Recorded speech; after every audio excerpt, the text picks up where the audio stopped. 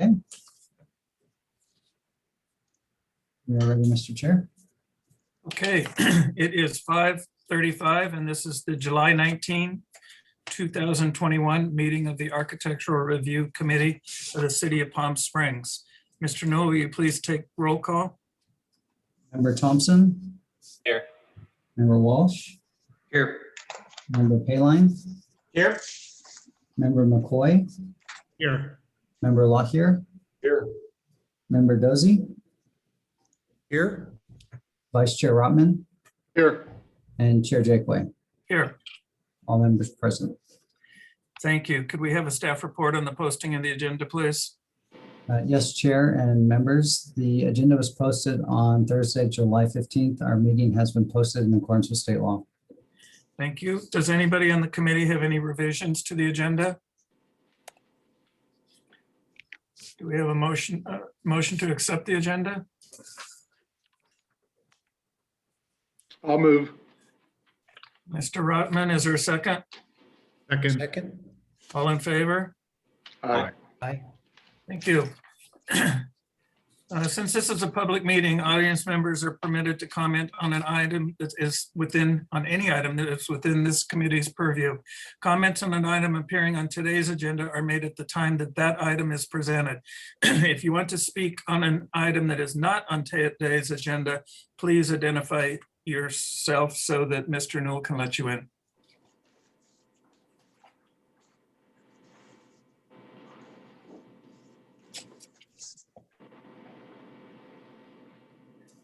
Looks not. If somebody does show up, we can always give them a time at that point.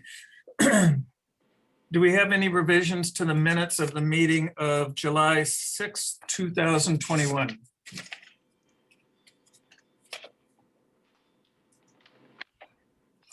I have one on page 6, the very second to the last sentence.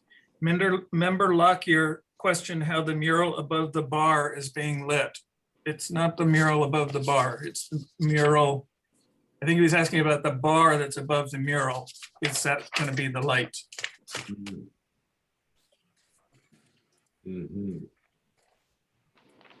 So the light above the mural. Yeah, the bar above the mural, is that a light? I'll correct this. Okay, any other comments on the minutes? So that will be part of our consent calendar. That's item number 1. Item number 2 on the consent calendar, Emerald Springs requesting approval of a sign permit for one main sign at 22 square feet placed on the front of an existing building located at 560 South Williams Road, Zone M1. Recommendation of approval from staff. Do we have a motion to approve the consent calendar? Mr. I have a Dosey? question. Yeah, I have a question on the sign design. okay. In the notes, it says that the proposed sign will have a maximum size of 22 square feet and will be illuminated, channel letters with black text and gray background.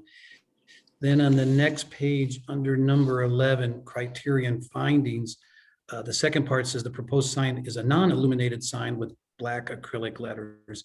So I just wanted to get some clarification if it's illuminated or non-illuminated. I can answer that. It will be Yes. non-illuminated.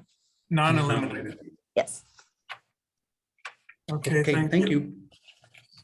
So now do we have a motion to accept the consent calendar? Motion to accept. John McCoy, do we have a second?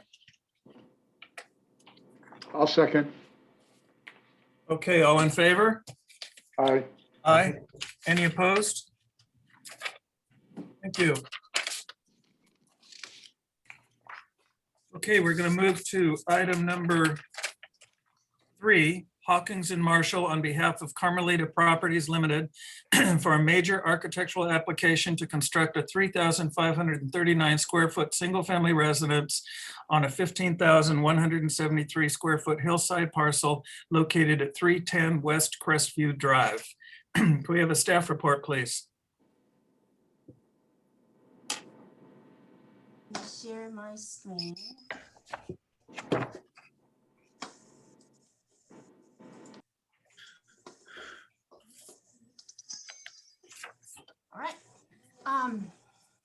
Thank you. Good evening. So this is a proposed single-family residence on a hillside property on the Crestview Drive. This is a second review, and just to give a quick history, as you may recall, you reviewed this project on June 7th, and at the time, the AAC voted for this project to be restudied and provided the comments below. The additional information on the underside of the proposed residence and piers is needed to fully understand the project. Location of the proposed mechanical equipment and hard services going to be provided needs to be reviewed. The site's topography should be incorporated into the design of the proposed residence, and comparability of the proposed project with respect to its surrounding neighborhood topography and the size of the lot needs to be evaluated. And height of the proposed residence and its impact on the surrounding neighborhood needs to be looked at. And appropriateness of the proposed landscape needs to be reviewed. And finally, durability of the proposed materials for the exterior of the residence. In response to these comments, the applicant submitted a revision to the planning division. And this is just to kind of give a quick comparison of what was previously proposed and what's now being proposed as a revision. So the size of the proposed residence has been slightly reduced.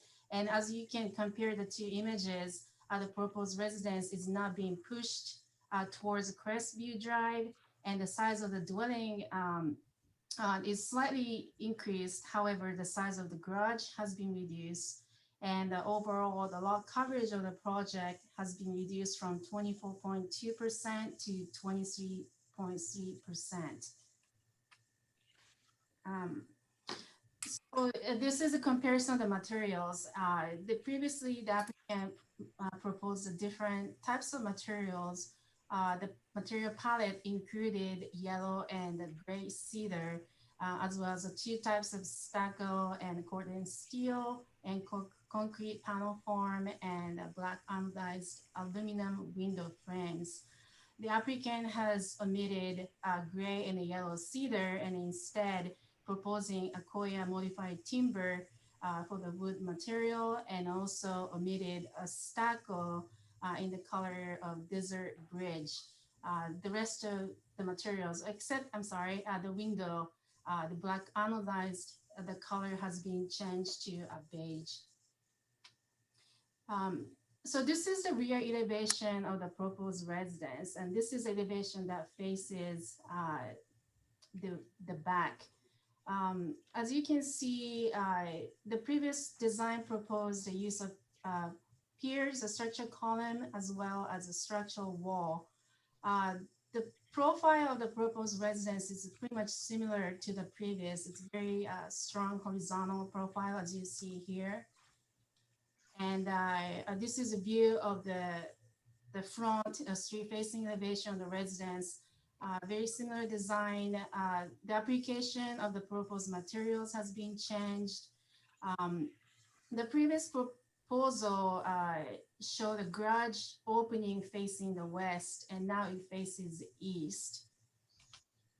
And this is the east elevation of the residence. The height of the garage and the front portion of the residence is slightly lower than the main part of the residence, which projects towards the rear and over the sloped area.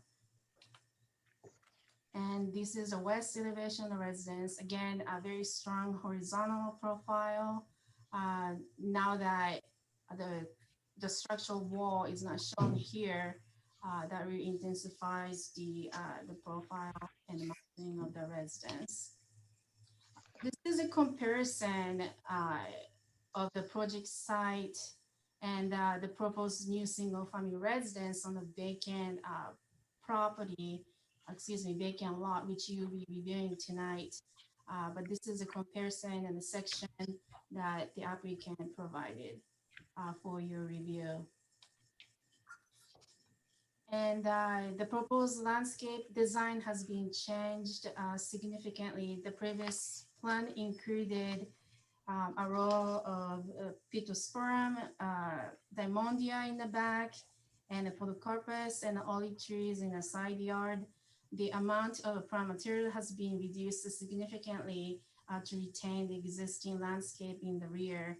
And the applicant is proposing a date palms, aloe vera, golden beer cactus in the front. And this is the change that the applicant is proposing for landscape. This is a site plan that applicant provided just to show, again, the comparison of the proposed project with the lot next to it, which is 322 Crestview Drive. Again, staff will go over the detail of the adjacent development shortly. These are the renderings submitted by the applicant just to show the project site and how that relates to the adjacent development spatially. And this is a view of the project next to 322 Crestview, as well as existing single-family residence next to it.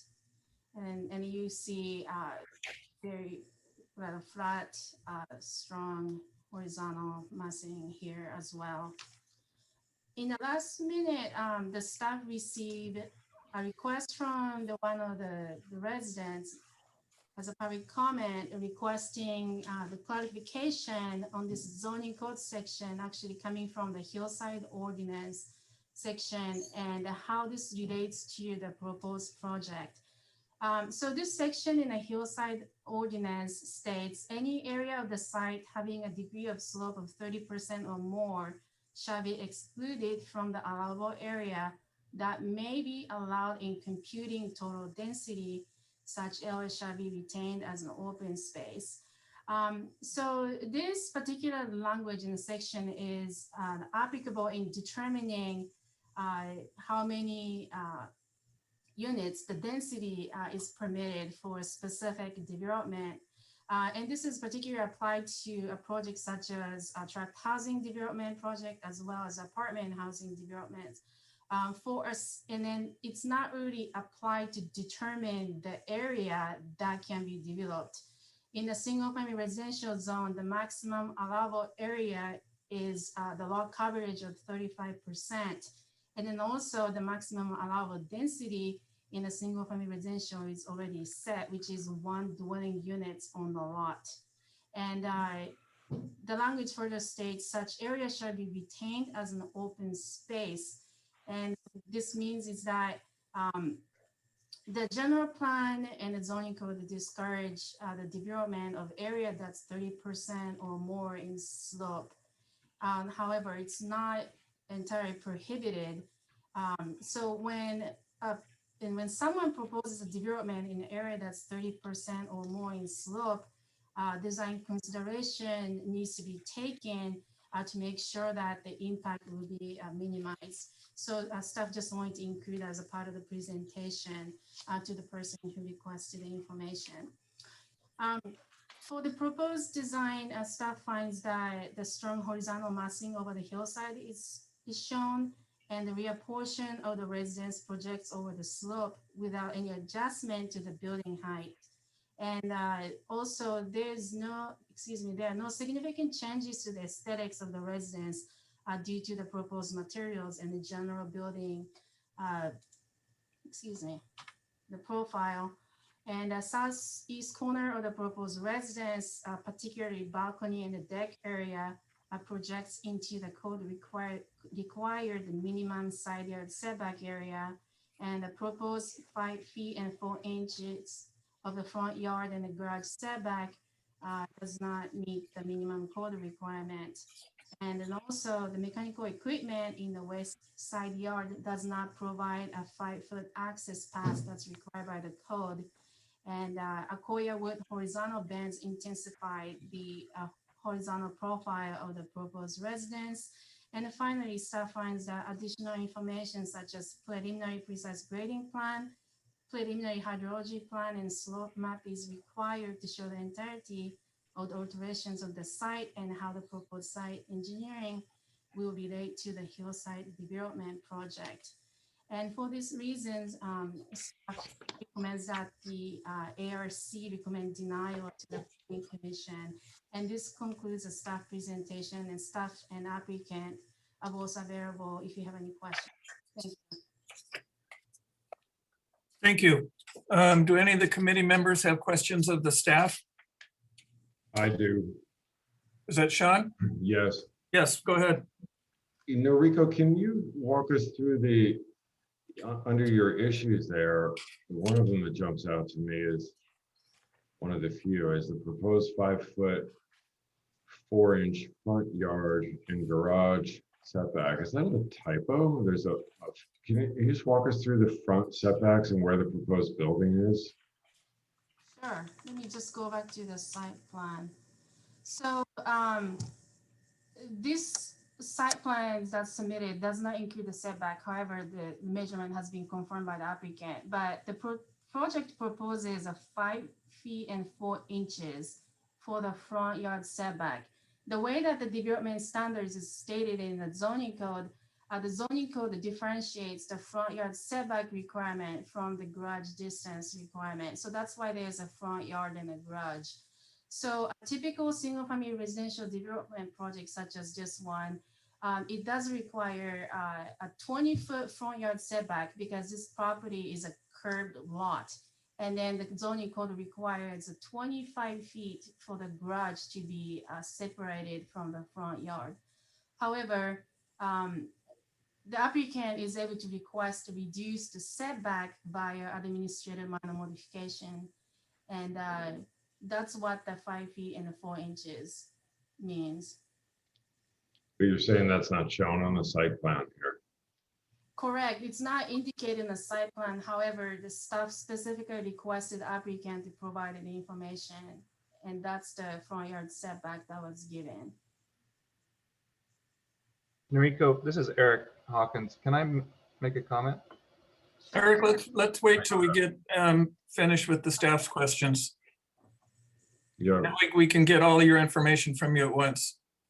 So just want to clarify with you, Noriko, the only way they're allowed to ask for a 5-foot, let me just see if I understand it. The only way they're allowed to ask for a 5-foot and change front yard setback for a garage is through administrative modification, or minor modification. There's nothing in the ordinance now that says without that, hey, it's just a garage, you can encroach 20 feet into the required 25-foot front yard setback. Is that right? So administrative modification allows a front yard setback of 10 feet for hillside development. But if the applicant would like to get a 5 feet and 4 inches for the front yard setback, that would require variance approval.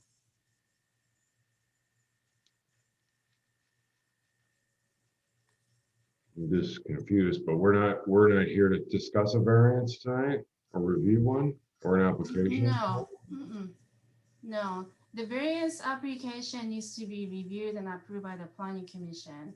And just to clarify, this particular application is being reviewed in accordance with the pretext amendment review process. So the project will have to be reviewed by the planning commission. Yeah, I'm just, Is anybody else confused by this? Well, Sean, I think no, I'm not confused. I mean, I think they truly are showing just a 5-foot setback from their property line. What they don't indicate is that the edge of the street is not on the property line. It's another probably 10 or 12 feet south of their building, but they don't give us any dimensions, so it's hard to know where they are. But the code specifically does not relate to the edge of the pavement. It relates to the property line. May I add a question here? John Walsh. Yeah, thank you. Noriko, based on the request of that specific distance of reduction in the front setback, that could not be done with a minor modification, could it? It could only be done with a variance. Is that correct? Yes, 5 feet and 4 inches. The only way that the applicant have a reduced front yard setback is by a variance review. However, if the applicant is willing to increase the front yard setback up to 10 feet, not 20 feet, but that's available as an option, but that's subject to administrative minor modification. Or should applicant decides to just apply for the variance for reduced front yard setback, he has that option as well. Okay, and I'm going to repeat it so I understand it. So what is proposed here today could only come to prevail if this project was granted a variance for this front setback, right? Right, correct. That would Okay. require variance approval. Well, Okay. now, sorry, go ahead, Noriko. As I stated earlier, staff is recommending denial as being proposed, just so that you're aware. I guess this is where my confusion comes in, and John Walsh is just clarifying that for me also. Is like I guess I wonder, is this the cart before the horse? Like, why, if this project has no wings, why are we looking at it? And by having no wings, I mean, like, that's a big ask to violate a setback, or call it what you want, an encroachment beyond a required setback of 80%. And yet it has to go through a completely different review process to get that approved. I'm wondering what we're looking at here tonight. Mr. Newell, do you have any clarification for us?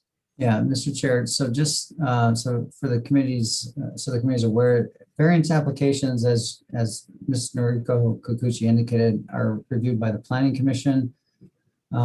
This project is going through the city's architectural review process, as projects historically have gone through, the ARC first and Planning Commission second. Even when we've had projects in the past that require a variance, we still process them through ARC first before it goes to Planning Commission. Your purview today is the architectural review guidelines that were presented back on June 7th as it relates to architectural design, site layout, harmonious relationship with surrounding area. So they're not the quantifiable objectives or standards per se. It's more about the qualitative aspects of the project. And if you have a concern about the setback, certainly that could go into the harmonious relationship with the surrounding. But the setback reduction cannot be a basis for a denial from the committee. It's a tough one for me to get my head around when, like, if this one. It's called a conditional approval, Sean. Say again? It's called a conditional approval. That's an item that would occur after the architectural. Mm-hmm. Okie dokie. Okay, from the committee, any further questions of staff? Okay, thank you. I know the applicant is present. Would you please give us your name, and you have 10 minutes to present your project. Hi, my name is Scrap Marshall. I'm one of the partners at Hawkins Marshall, and I'm going to present the revisions on this project and to discuss the comments and advice given by the Architectural Review Board on June the 7th. So if I could share my screen. Okay, I think.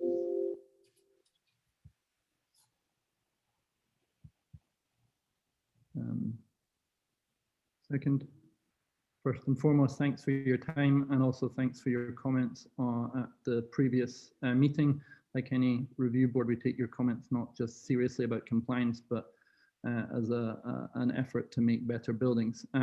From both the committee and the neighbors, excuse me, requested repeatedly how that both projects related to each other. So we are showing the two projects together and how they addressed the four main categories that the project 310 and 322 seem to be the issues that both were addressed in the brought up in the neighborhood review and in AAC. So that was in terms of massing, views and its relationship to the surroundings, the material relationships, landscaping, and also how that relates to the building heights and structural systems. So to address Sean's comments on why we're asking for this variance or the conditional approval is that the projects were seen as protruding far too far into the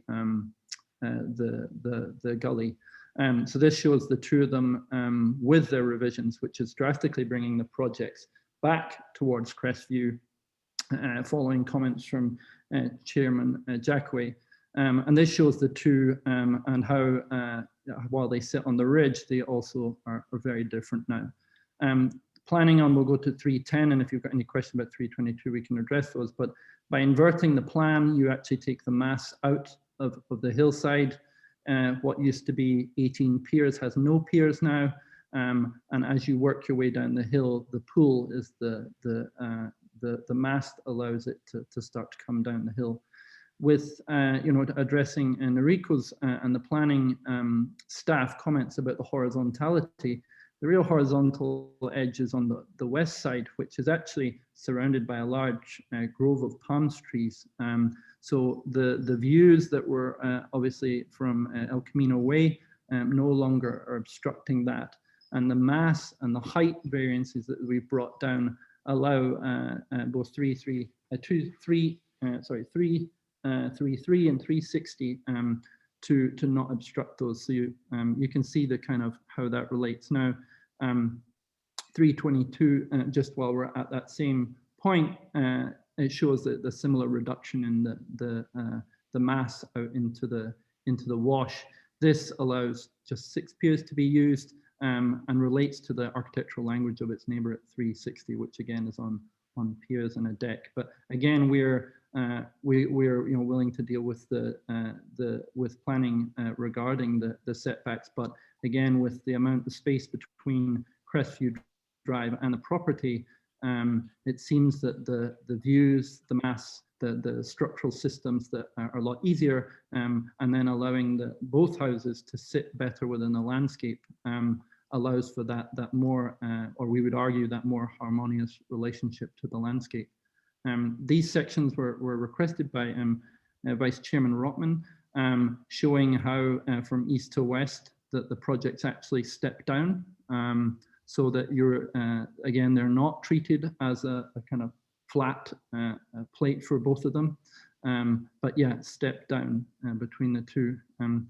These are some exploratory sections that show the relationship between what was proposed initially and what is proposed now. You can see that by moving this further back into the lot and out the wash, that creates the removal of a structure that was deemed not harmonious.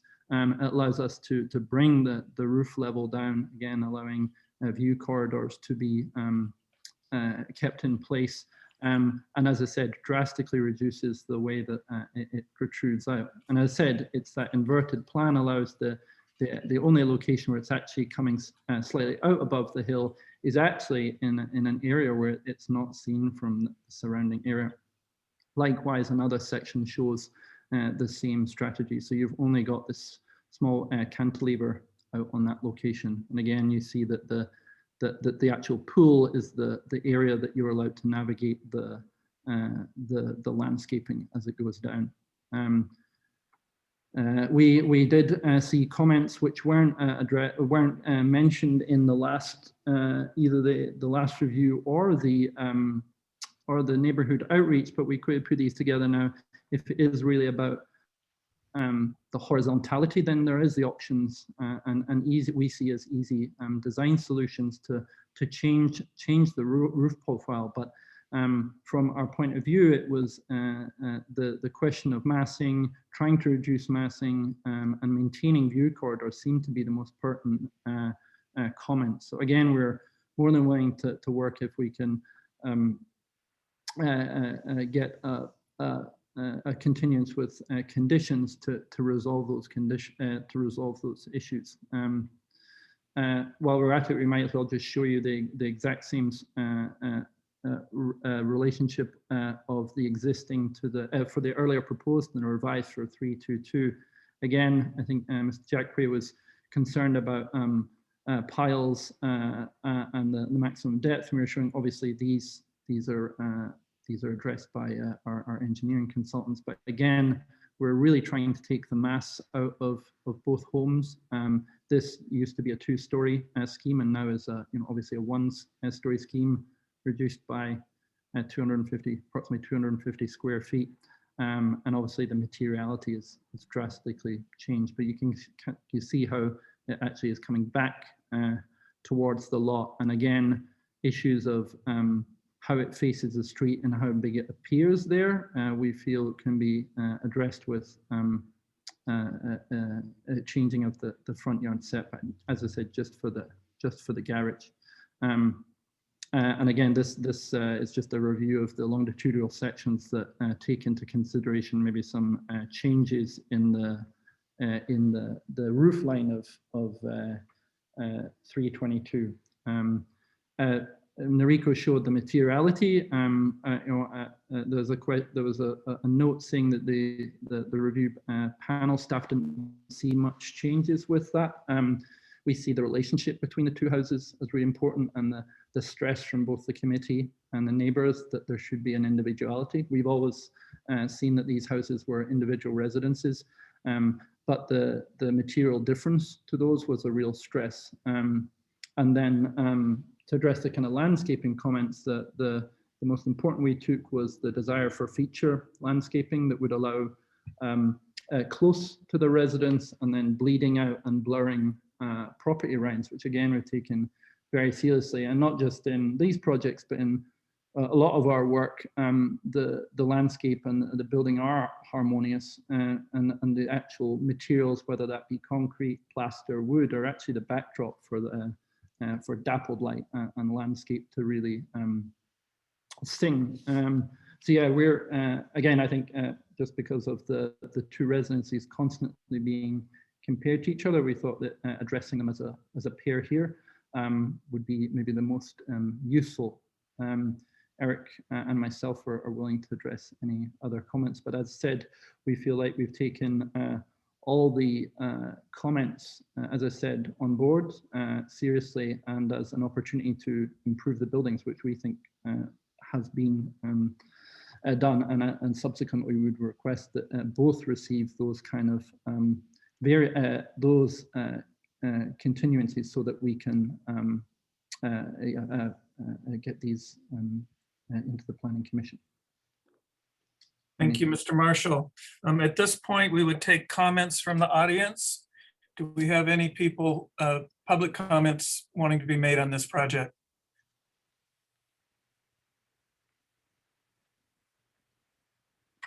Chairman, actually, Eric Krut, one of the property owners, would like to speak before it goes to public comment, if that's okay, as part of the applicant presentation. Okay.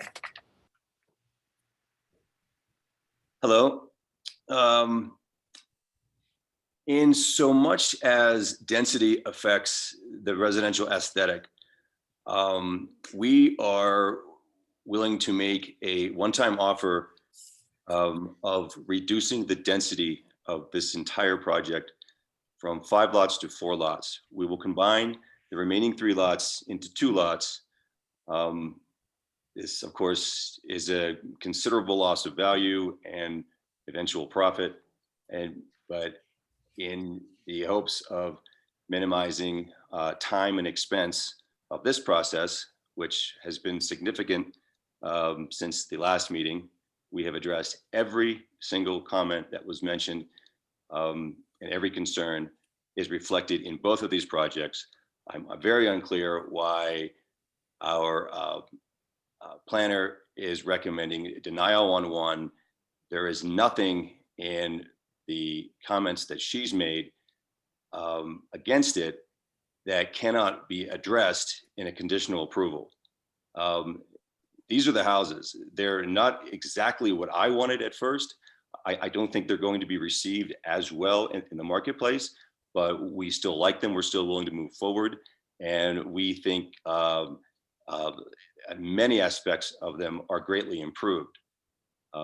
We've put a lot of time and brainpower into this, but I wanted to make that clear to the neighbors listening, and so much as it might affect the perception of this project by the committee of our willingness to reduce the density by 20%.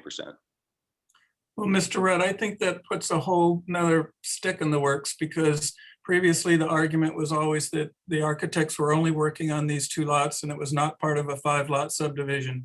Now you're saying it is part of an overall subdivision, and it's a totally different direction from what we were discussing before. This subdivision was done in the 1930s. This is not a subdivision. I own 5 lots, and I'm willing to go from 5 lots to 4 lots. The construction will certainly impact the neighborhood via noise and road disturbance, of course. And I heard that loud and clear at our first neighborhood meeting, and I'm responding to it in a very positive and a very costly way. If that's not appreciated, then that's fine. We're fine staying with 5 lots. It's certainly a more profitable project for me ultimately. But I thought that was a grand concession in the large scheme of things, combined with the other complete redesign of these houses and the engineering as well. Okay, thank you. Now we will have public comments from the audience. David, do you see anybody wanting to come in? I would just note the city did receive a few comments from members of the public, so those were provided to the committee. So those should be noted for the record, but I don't know if there's anyone else who wishes to speak at this time. Now would be the time to unmute your microphone and identify yourself.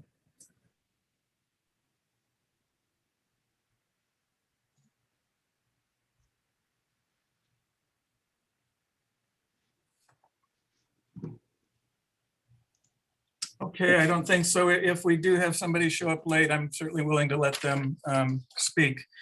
Now we're time for the committee to ask questions of the applicant. Who has questions?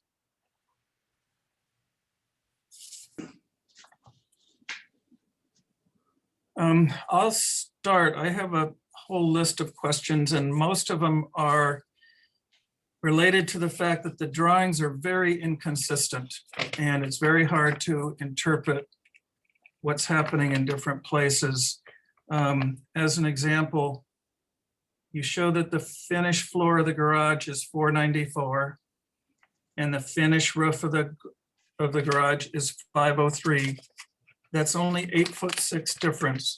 If you look at the elevations on A3.01, you show the roof of the garage that's just the thickness of a pencil line. There's no mass to it. There's no structure to it. You don't on your material board show what the material of the garage is. And if somebody's standing on Crestview Drive, their feet are at elevation 502. Your roof is at elevation 503.5. So the people are looking directly down onto the roof and to the solar panels. And we don't know what the roof is. It's very confusing to see where you're talking about fences along the side property line, pool and mechanical equipment. There's no indication of how many air conditioning compressors, where the pool equipment and pumps and heaters are. But there is a note 6-foot tall fence, but I don't see any 6-foot tall fence. There's a note on one of the 8.5 by 11s that the wall around the motor court is 3 feet above adjacent grade. But as I count the grade lines on the survey, the corner of that motor court is about 9 feet above the adjacent grade. And I don't know if that wall around the motor court is 3 feet taller than the motor court, or if somebody could just, from that motor court, fall down into a hole off the side.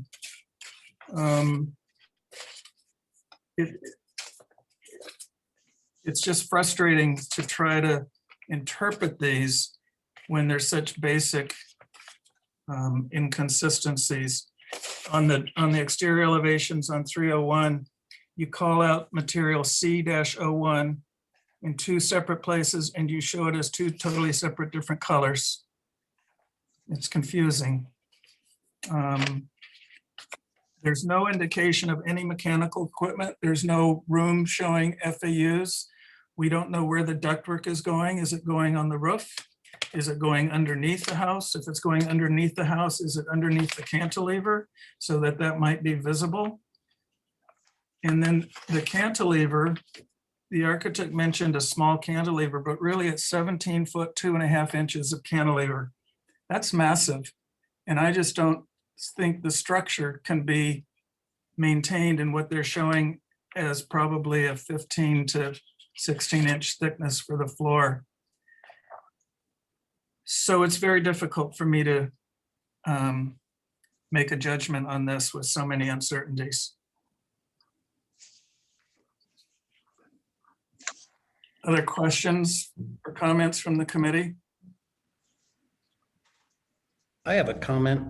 Yes, Tom Chairman. Dosey. I agree with your comment. It is difficult to evaluate it, especially with no grading plan. Even in terms of the landscape treatment, it's difficult to evaluate what they're proposing without seeing, the proposed grades, contours, or disturbance to the site, because there will be areas of grading that will occur on those side yards that are not addressed in a landscape plan.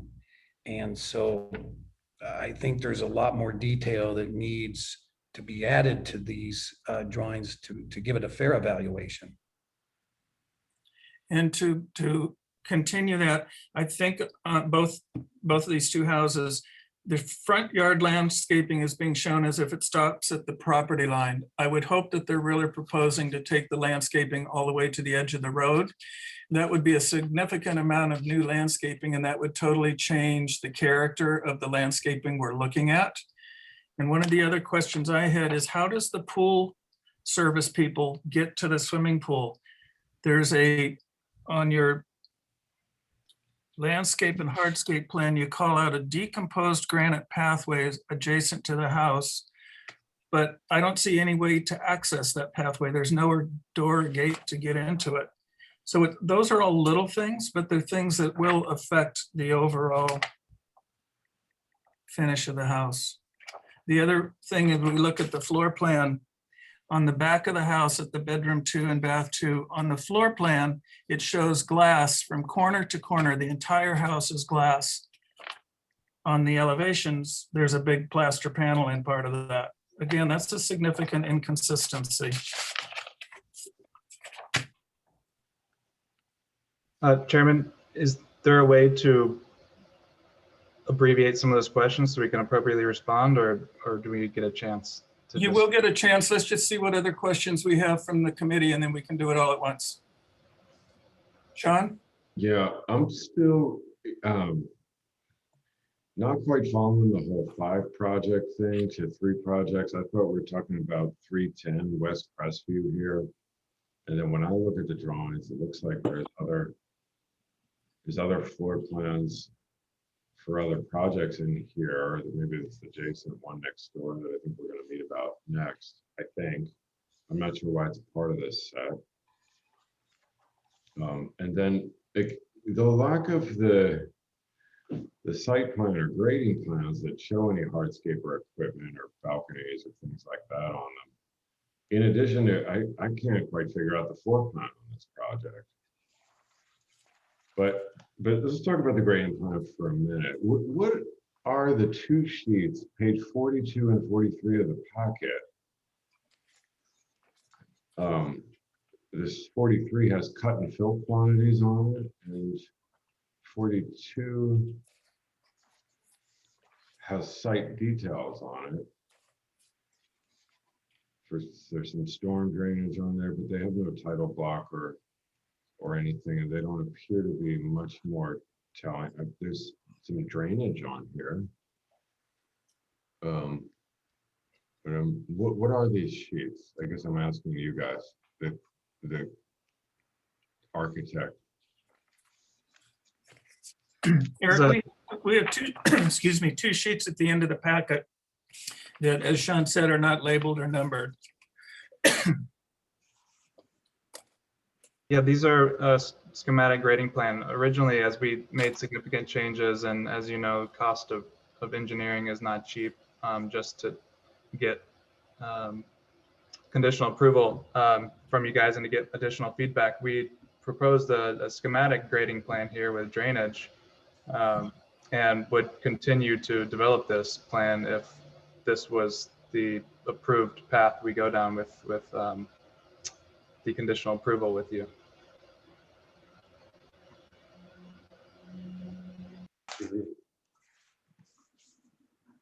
So again, for looking at inconsistencies, underneath bedroom 2, it shows a dark line that would indicate a wall that's touching the ground. Which sheet are you on, Tom? The one that's unnumbered that has the drainage shown.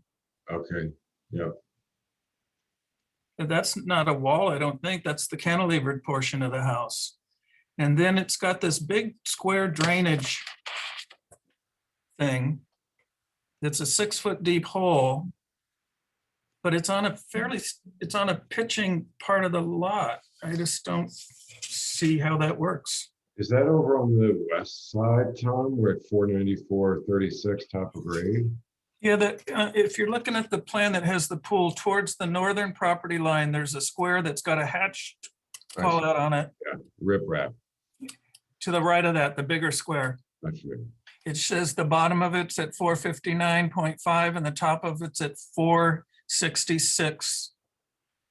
And that the finished grade is at 467. So it's a 7-foot deep hole. It's not a hole, it's a pit. It's a drainage pit that gets filled in. It's not a hole. Okay.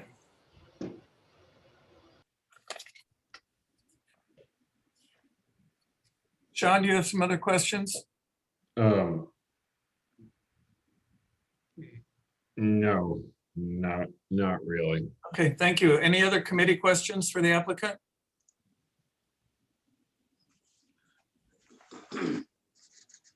Okay, Eric, do you want to give us your rebuttal and response? Yeah, it's impossible for me to respond to the number of questions you laid out there. Are you able to condense them in maybe 3 or 4 at a time? Okay, what is the structure of the garage roof and what is the material of the garage roof? Is it true that the roof is only 8.5 feet above the finished floor?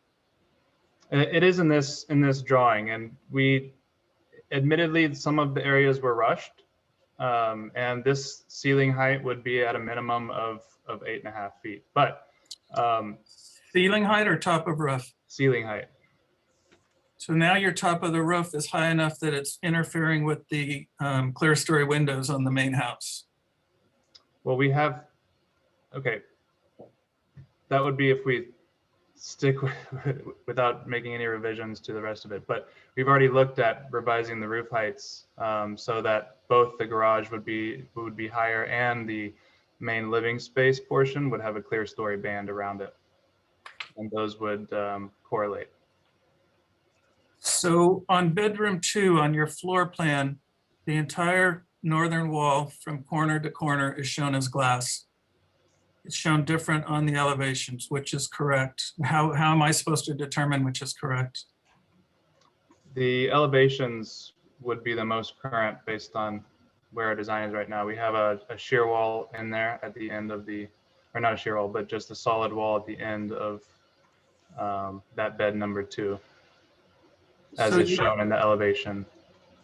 You've got a 17'2" cantilever, and that's not just for a roof overhang, that's for a occupied part of the building that has live load and dead load combined.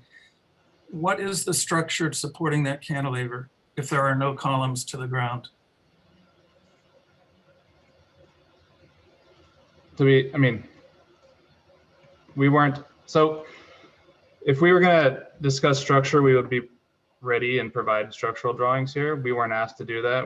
This is a design schematic, and I have it in my plans as 14.5-foot cantilever, which is well under the 30% backspan that we have accounted for. So if we want to get into structure, it's too early to say. We haven't designed it. I would be speculating. Well, it's dimensioned on this plan as 16'9" and 3/16 inches to the inside of the glass wall. So that's a little over 17 feet. I don't think it's reasonable to bring us something that can't be built. If the floor is going to be twice as deep as it appears in your drawings, that would take a revised approval. A revised review.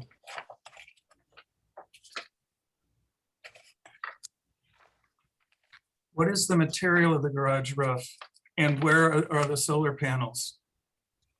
The solar panels aren't shown on the roof plan. The material is TPO. So where are the solar panels going to be? It shows it on the garage roof on the roof plan. I mean, that's the area that's proposed. We don't show them in the renderings.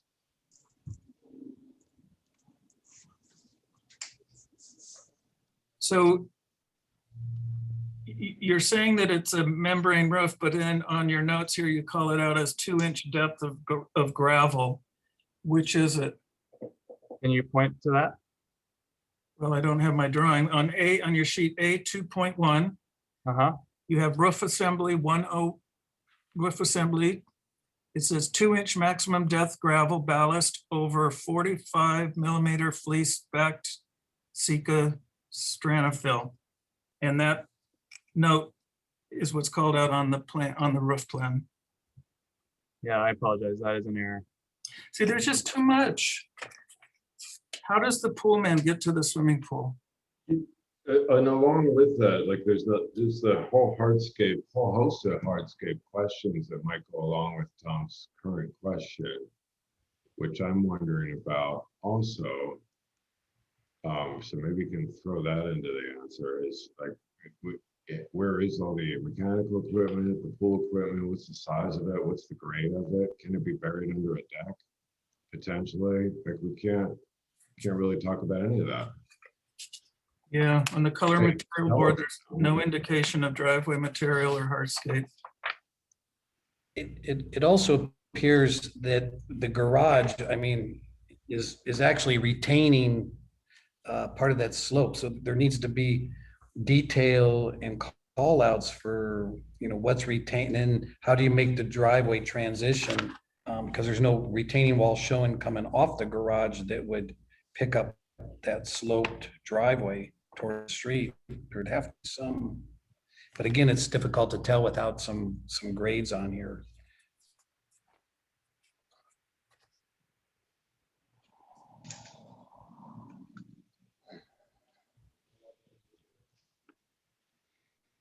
Does anybody, what,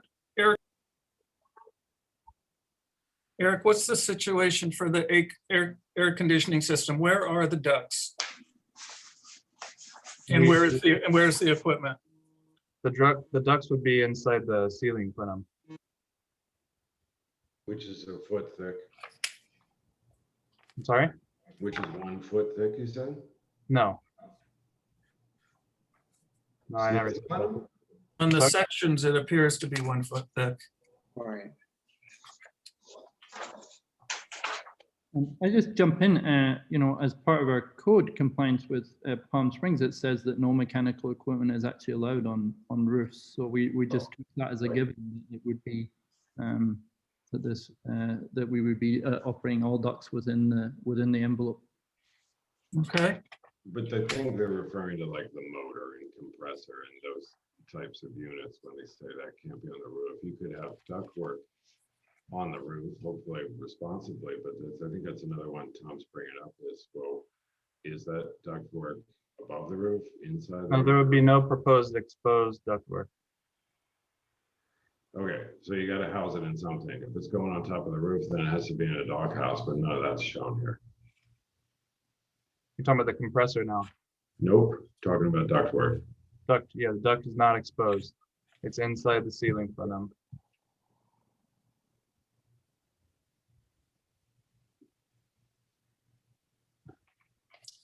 Any other questions for the applicant? Any other rebuttal, Eric? Yeah, in response to the front setback, we were advised by you, Chairman, that on this street, it is consistent with the neighbors to be right up on the property line, and it was seemed as an appropriate response to put the garage closer to the property line, which is partly why we went that direction. And there was no mention of that in the meeting minutes or in Noriko's presentation at the beginning. But I want to throw that out there, that we were responding in what we thought was actually advisable move. Any other comments? Okay, thank you. Committee discussion.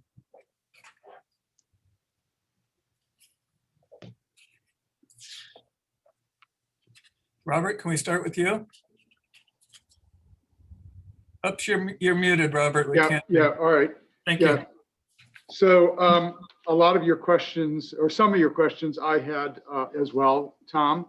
I'll say this, from the renderings, the relationship of the house to the street, I really don't mind. But I think there's so many unresolved issues that it's difficult to say that this could be a project that was approved. It seems like it would need to come back again with more information and how the issues that were raised by the committee, how they're being addressed. So, yeah, that's all I have to say. Thank you, Robert. Other comments? Do you mind if I ask Robert a question or respond to that? Sure. Yeah, so I think we would be okay to do that, knowing that some of the information is not fully developed here, as long as we have a strong indication that this new scheme is more favorably received by the committee. Well, I think as you hear the rest of the comments from the committee, you'll get an indication whether they're in agreement with me or not. And then if there's a motion, that will be, you'll know how we feel. Thank you. Thanks, Robert. Tom Dosey, any comments? I agree with Robert. You look at the renderings and the relationship to the street and the composition. However, it doesn't come through in the actual plans themselves. And, I think it's in a favorable direction, but it's really hard to judge it without the next level of, or some level of detail to see that it would actually work.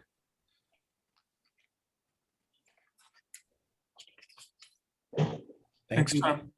Sean. So back to that garage also, I'm trying to answer your question, Mr. Hawkins, that it's tough to get past the garage thing. Like, I feel like that's something that's got to be worked out with staff before we even see this, to see if this thing has legs, because if I'm understanding it,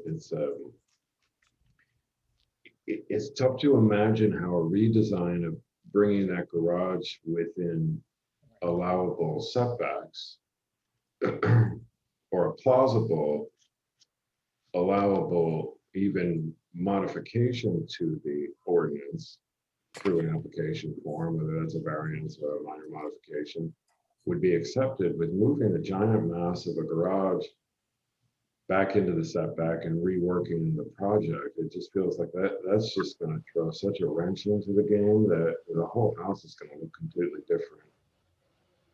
Anyway. The way I completely agree that there's a lot of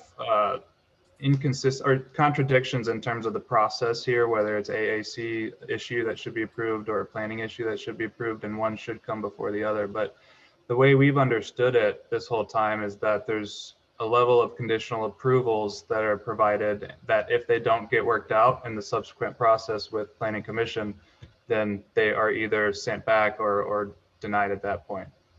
This would have to be one of those conditional approvals, I suppose.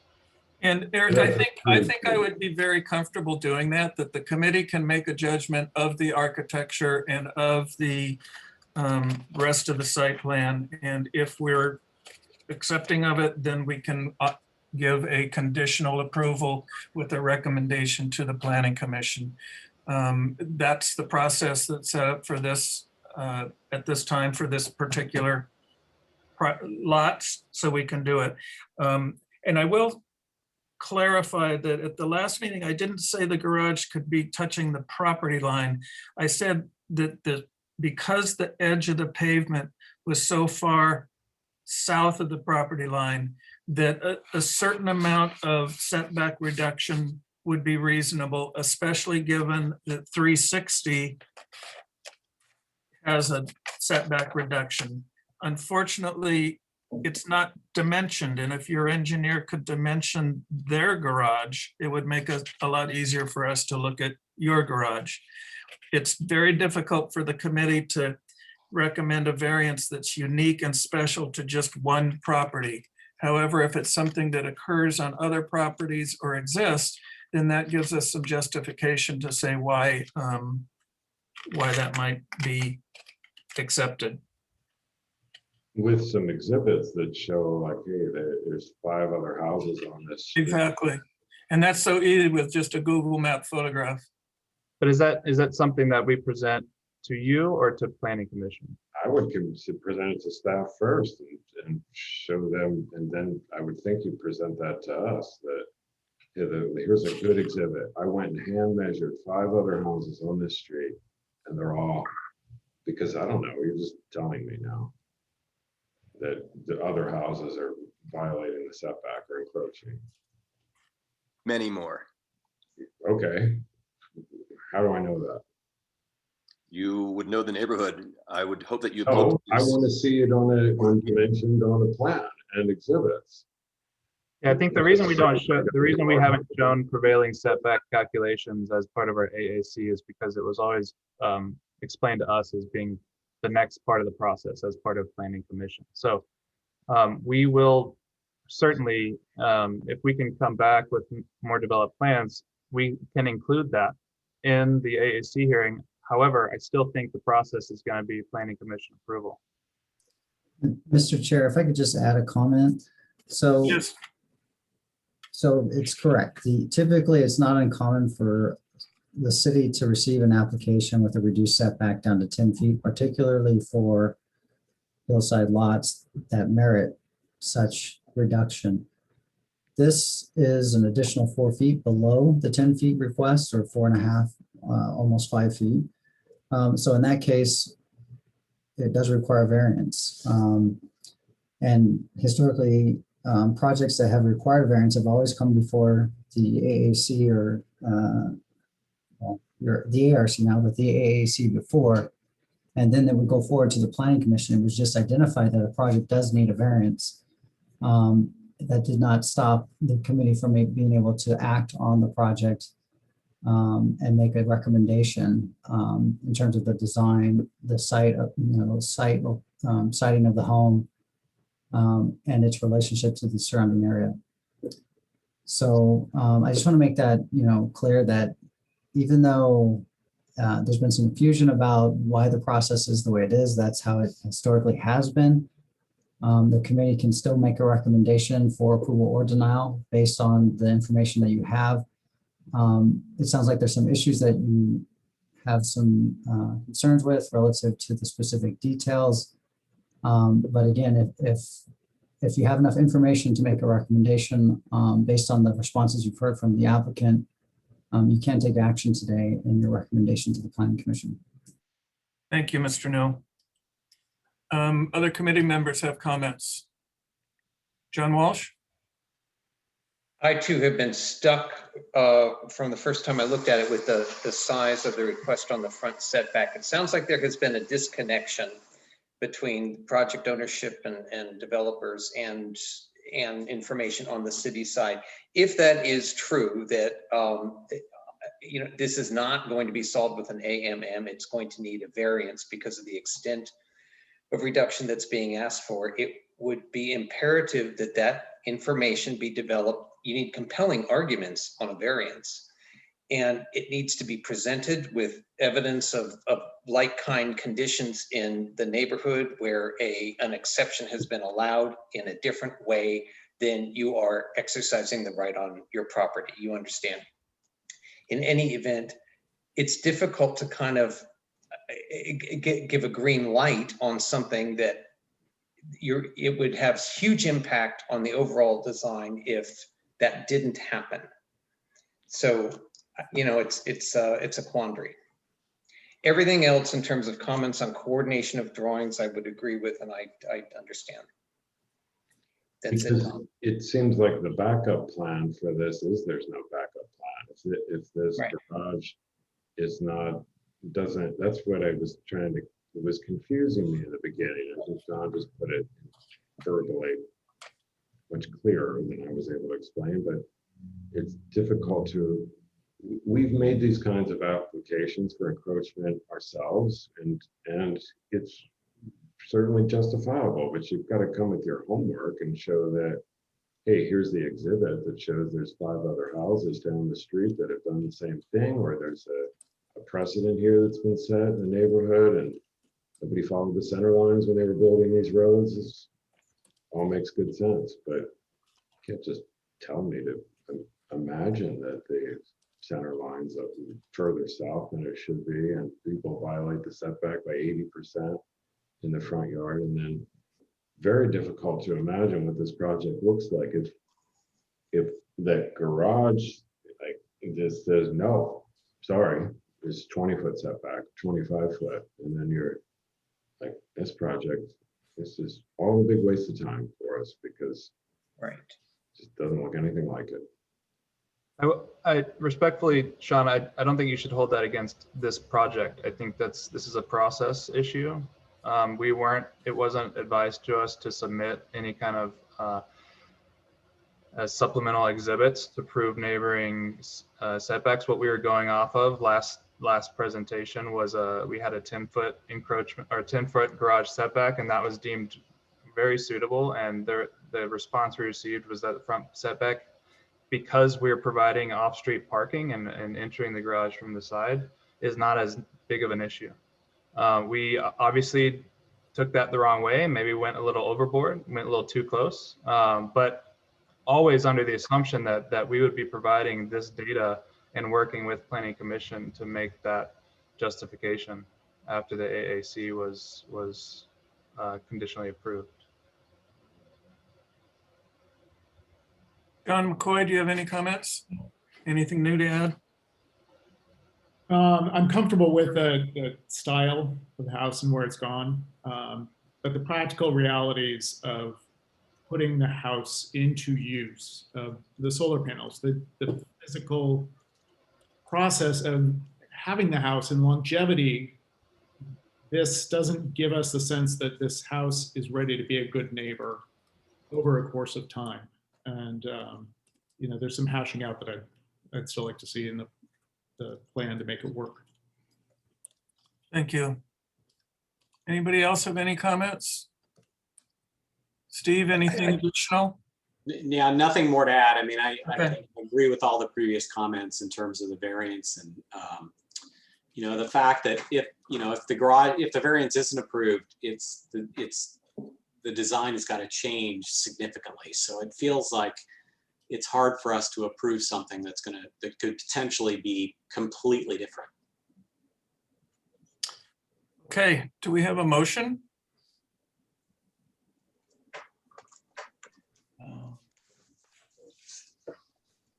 I make a motion. Sean, I'll make a motion that we deny the project for now until we see further developed exhibits and further working with the staff on that front yard setback and what's near allowable. I'm not sure how to word that last part because not asking to respect setback if they'd like to not do that and choose a different avenue, but seems like there's some work to do on that to find some plausible encroachment that has merit and maybe has a backup plan. Thank you. Do we have a second? Robert That's a Rotman, second. Tom Dosey. Robert, you're still muted. Yeah, I have a question for David. So if we go ahead and deny this, they would go ahead to Planning Commission, is that right? And That's correct. And if we make a motion to have them come back, it would come back to us before it went to Planning Commission where they would find out about the variance. Is that right? So your recommendation today is to deny the project as presented with direction to further develop the project plans and address consistencies, as well as provide additional information relative to the front setback to provide additional context in the adjacent area. That's staff's understanding of the motion. If the applicant chooses to make revisions and come back to the committee, that is up to them if they want to do that, because currently the project that you have before you right now is a denial. If they want to revise it, come back to the committee, that's up to them and their purview if they want to do that. However, if it does go forward in its current design, it would be a denial. Okay. What would be the difference between a continuance versus what Sean recommended as a denial with further study? Well, it's up to you if you want to come back. So if you want another direction, if you want direction tonight to come back, that would be up to you. I think I was just trying to clarify, is the last time it was classed as further study, right?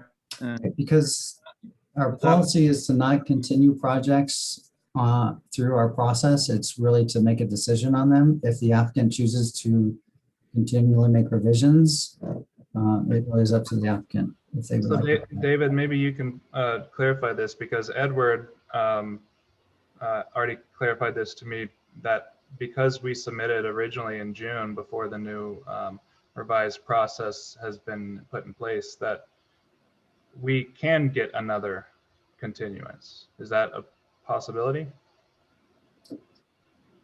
I think the point is that the design that is before the committee right now is not recommended for approval. It's a denial recommendation. I'm willing to amend that if these folks would like to have it continued and hopefully go through this process with some success through the Architecture Review Board and then move to Planning Commission with some approval behind them, which would be a good head of steam to me, and then a much higher success rate than going to Planning Commission having been recommended for denial. But if that's what your interest is, folks, the Erics and yes, Marshall, then I'm willing to amend that. Yes. And Sean, I'd like to add to your motion or your recommendation that as part of the drawings that come back to us, it includes a site plan that shows the revised grades. Does not have to be done by an engineer. I, as an architect, do that all the time, where I lay out where I think the grade should be and then give that to an engineer. So don't spend any money on engineering, but show us, label the grade line, show us what the grades are coming up the side of the house, where the retaining walls. Grades, hardscape, top of hardscapes here, finished floors here. We can tuck this thing in here. Like that's the stuff Tom's talking about. Is that's, you guys are quite capable. I'm not saying you have to go hire an engineer, but well, there was a recommendation for hydrology as part of this, which is why we're engaging the engineer. But if it's grading and topographical in nature, we will take those comments and implement them accordingly. I'm not saying you never need one. I think Tom's offering that we're not asking for one because while we work through this more schematic phase of the project and nail those things down, and we may say, well, how about moving that down a foot? Understood. Sliding it in. I just jump in quickly, but as the first application, we did have full hydrology studies and that kind of thing. So it was this next iteration that wasn't fully resolved. I said we were wanting to get more input on that. Chairman, I'd like for you to keep going through your motions, but would there be a chance at the end to ask questions about recommendations for the revisions at the end? Sure. Is So that- I would think that staff is the one that most likely would handle those questions because they'll be processing everything. But if it's a specific misunderstanding from something you've heard from the committee, then we can talk about that. Well, most notably, the reception for the garage setback seeming to be the most important issue we've discussed. Is it for us, we're happy to amend it, push it back, give a 10-foot setback if that's something that you would respond more favorably to in the next round? I think without question. I wouldn't put a number on that. Like, I'm not sure I quite understand what, I thought it was a 25-foot setback, so I'm not quite sure why we were asking for an 80% reduction, which seems like that one comes without a backup plan if it's an 80% reduction. So to say now we're only going to ask for 60% reduction, also, I don't get it. The rules are different for Hillside, obviously. David, if you could explain that to Sean in better detail so that we can get off this issue. This was made clear, you weren't here last time, Sean, but this was made very clear to everyone, myself and my architects, by Thomas, that this was common practice in this neighborhood. It was conceded and it was expected to have a considerable encroachment. And That's on hillside projects all the time, and staff never told me that. I'd love to take an encroachment into the front yard setback for a garage, but I haven't seen it myself. Eric? Well, the takeaway is we're trying to understand where is a little bit more reasonable. We already discussed at the last AAC, Sean, that some encroachment is acceptable given what reasonable evidence there is on the street. We can supplement that with the data that we've talked about, prevailing setbacks along that street, look at an average. Then I put it back on you and say, I'm not going to put a number on that. March up and down that street and take some measurements and show us what they are from. So looking at it for more like a prevailing setback situation where we're taking an average of the neighbors versus asking for a number arbitrarily is what you'd like to see. Mm-hmm. Well, I mean, I think it's fair to ask for. If I was going to say, hey, we have the right to reduce our setback by 60% in the front, I'd say, and here's why. Because I marched up and down the street, I did my homework, I got a tape measure out, and I measured to the base of the pavement, and I know that to the center line of the pavement is the center line, so I know where my property line is, and this is what these people did. It was 15 feet, 20 feet, I have no idea. But I would do my homework and figure it out and demonstrate and show people this is why I'm asking and just pull it out of thin air. The easy exhibit to do this is, the last time I did this, we had a Google Maps photograph of the entire neighborhood. My civil engineer overlaid the property line layout of all of the lots onto that photograph, and the photograph was to scale, and we could just measure all of the setbacks. So it's not something that has to be a huge research project. It's pretty straightforward and easy to get to. It's not something that we're intimidated by. This is something very easy to do. It just wasn't requested until now. So we will be happy to do that for the next round. Mr. Chairman, I think though a little bit goes beyond that, because looking at these, there's a way to solve the issues or the concerns that were brought up without different than what they presented here, with that extreme encroachment. I think the comments we originally had could be addressed and maybe, in a different way. Then I don't think we should just focus on, oh, it's a 5 foot or 10 foot or 20 foot setback. There's a way to reconfigure these sites and make it work other than this. I just, I do agree, but also, you know, we have done this a year. I mean, you're all architects. This isn't a genius loci one pass at something. There's oodles of iterations dealing with the different parameters, the access for garages, you know, multiple different issues. We're just trying to, from a last, and as I said, taking your comments fully on board, is to actually, we took a hierarchy of the kind of the four main comments, which was about views, massing, how it sits within the land, and doing our really best to address those. So, I mean, we totally agree that there is a lot of tweaking to be done, and we can do that. But again, we were trying to address these a bigger kind of what you say meta objectives. And I would make a comment to the applicants that most of the neighborhood letters we have gotten in opposition have all specifically referenced not giving a reduced front yard setback.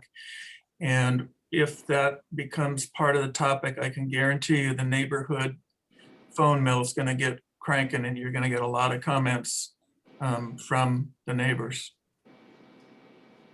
So where do we stand here? What's our motion, David?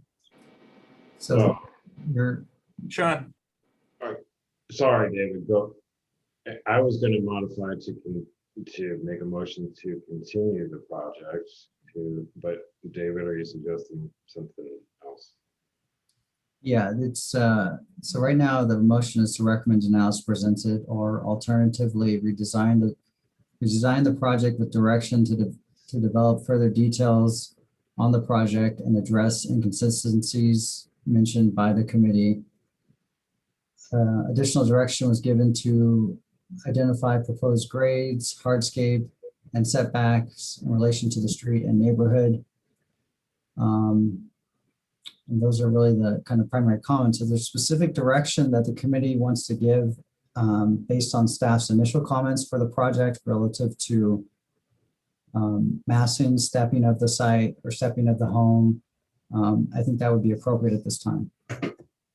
Yeah, well, you know, I think Chairman Jakeway's comment, he rattled off a really good list of the areas that need to be looked at, addressed, I think, in the resubmittal. So I think that was a really comprehensive list of everything that needed to be addressed. I had a short list of it. So my understanding was details missing or incorrect on the plans, including finished floors, garage height and thickness of garage roof, landscape walls, side yards, exterior elevations in relation to floor plan and window locations, mechanical equipment and ducting on roof or within the ceiling, and cantilever of the bedroom wing. Right. That's it, David. Just to clarify on the, as they come back or however they proceed with this, as they develop appropriate sections, whether they're incorporating the HVAC ducting within the framing or above, that it's going to potentially impact their roof heights, which they, per the staff report, identified that they dropped the roof height, I think it was 5 feet or something like that, but that may ultimately be less by the time they finish their detailing or figuring out what the actual sections are. Is there a concern with the existing roof heights as are shown now, or is that not an issue to be brought up? No, I just, as we ultimately, if this project gets approved, we are approving it based on information we're given in the drawings, and that information needs to be correct. I was more wondering if we should plan to go up or down, you know, basically as we develop these sections. Is there an issue with the roof height that increases, not towards the descending slope, but towards the street side? I think the lower profile is probably better than a higher profile if you can do it. Okay.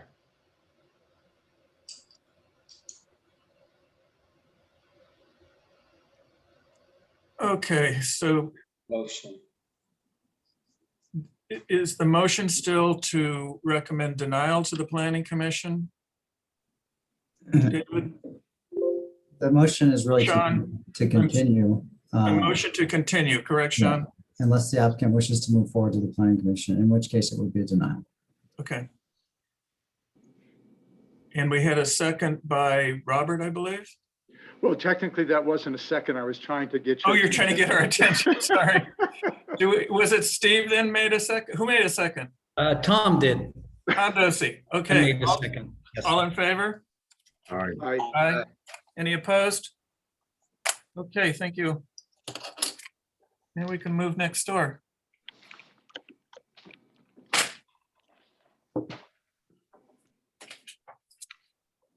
This is item number 4 under unfinished business. Hawkins and Marshall on behalf of Carmelita Properties Limited for a major architectural application to construct a 3,181 square foot single family residence on an 11,206 square foot hillside parcel located at 322 West Crestview Drive. Could we have a staff report, please?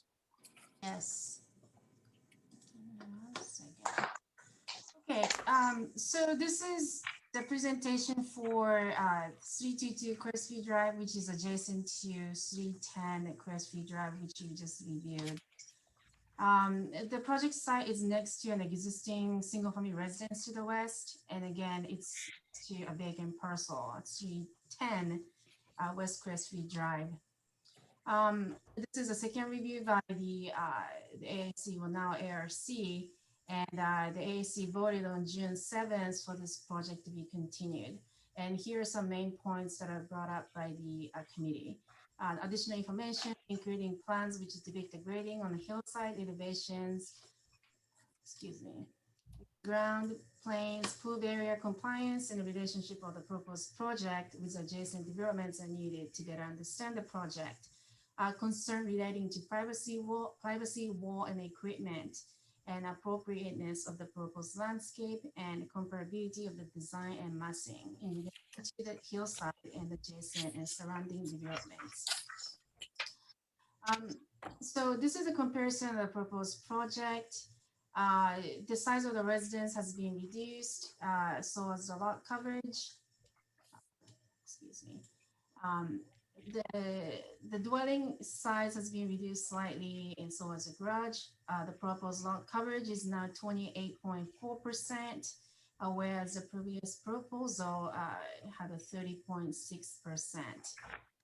As you see, these two site plans, the proposed residence has been moved towards the Crestview Drive, and it gives additional space in the rear. The proposed materials have been changed significantly. Again, just like the 310 project, the yellow cedar and the gray cedar have been omitted, and instead the applicant is proposing the use of the thermally, the button over fiber cement panels. The next. The main difference between the previous proposal and the revision is omission of the ground level. As you see here, the previous proposal showed the lower and upper level, but now there's just one level, as you see here. And then also the applicant has revised the profile a little bit. So now when it's viewed from the west, the building actually steps down and follows its site topography a little bit better. And this is elevation, which faces a street. Again, there's variation. The building height is diversified, and the landscape design also has been changed. And this is east elevation of the residence. And these are the images to compare the two development projects, 322 Crestview and 310 Crestview. And here's the sections of the proposed residence. The applicant is proposing the incorporation of piers in the rear portion of the property where there's a slope. And the landscape design has been changed quite a bit. It incorporates a similar concept that's been proposed for 310 West Crestview. Amount of the landscape material has been reduced and no more rigid row of Diamondia, podocarpus, olive tree, and so forth. And this is the project site area view, the site plan, which shows the how that relates to the GSM development projects. And rendering provided by the applicants show how the project relates to the new development at 310 West Crestview.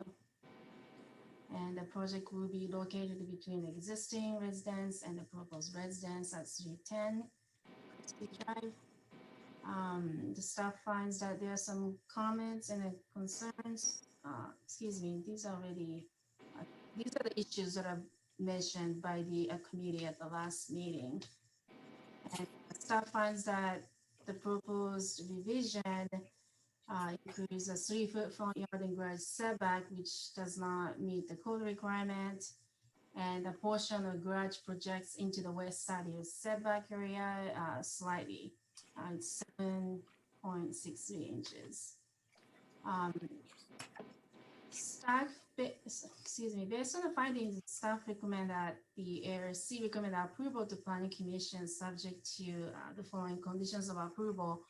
The first one is that the proposed garage shall be fully located out of the code required minimum yard setback, and increase the front yard setback from 3 feet to 10 feet, subject to AML approval or variance approval, but retain the proposed rear yard setback. And then also the applicant to submit a slope map, preliminary precise grading plan, and hydrology plan for Planning Commission to review, so that the commission can clearly understand how that project relates to the hillside. And this concludes the staff presentation. Thank you. Thank you, Noriko. Does anybody on the committee have a question for staff?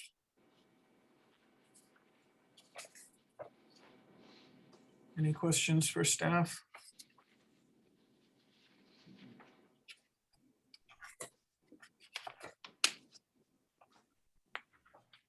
Is Rick from engineering here? Yes, he is. The question I would have is on their, I don't know what it is, they don't have a title, but they're showing drainage pipes going into the backyard and then a large sunken retention pond, I guess it is, on the hillside. Is that appropriate for the city engineering department's concerns? Well, it's a little bit premature and early to determine whether or not that something like that would be appropriate. One of the early talks we had with their design team was that a preliminary hydrology study would need to be done.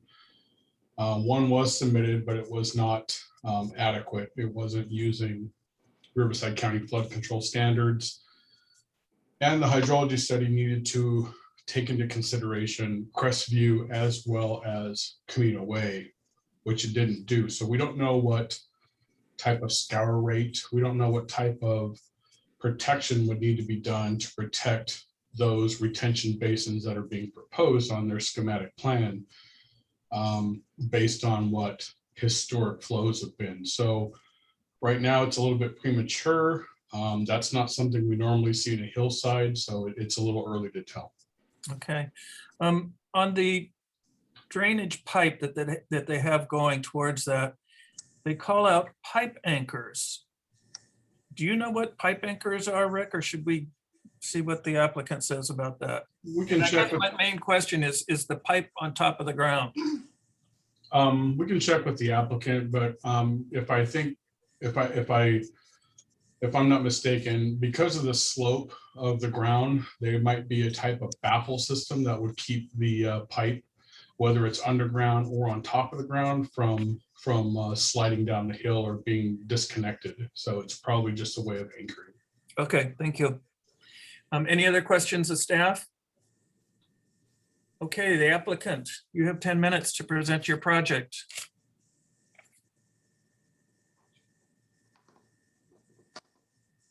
I could share my screen.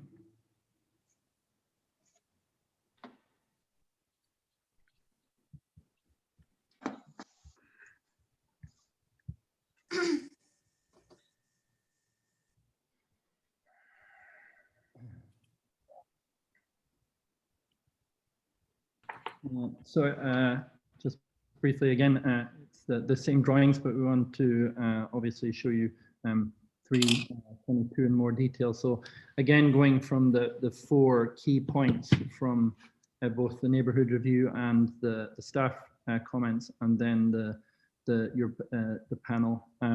We looked at the issues of the mass and views, material relationships, obviously between both by itself and related to the house at 310 and 360. The landscaping features, obviously, again, the comments, and then the building heights in particular. So as again, you can see 322 tucked up behind 310. This shows the removal of the second level. Again, the comments, and we've obviously discussed these heavily over the last half hour about setbacks, but it was our intention that the main issue or concerns for the panel and the neighborhood was its presence in the valley and from Camino. So this is actually by reducing it by taking out another 250 square feet out the residence, removing that lower level, removes significant structure. Then the language that you see at 360 with several piers and a deck is there, and that gives you the relationship of the actual the existing houses, the 2 up on the right, actually staggering down the hill as you go down to Camino. As you can see on the plans, you see where these piers are, and it would be our intention that natural landscaping actually hides some of that as well. The driveway is asking for an encroachment, and the planning department have suggested the 7 to 10, and obviously we're amenable to that, and we'll make those changes. As you can see, this is a very different formally than to 310, and as Noriko noted, the materiality is significant changes, so it's more of a light, more organic feel, and you can see that the levels actually drop down. So we're trying to use the topography. These show you the elevations and then the sections, and you can see how it's the residence or the home is going down from the east to the west side, and you can see that we're trying to show some of the landscaping, the blurring of the property lines rather than a hard barrier. And then the 2 sections that we saw before, but that the red dash is showing the original envelope that was discussed, and obviously you see that lower level which has been omitted. And again, on the section that goes through the main living spaces, the kitchens and whatnot, show you the change in both the scale of the mass, the envelope, and then the structure required on the hill.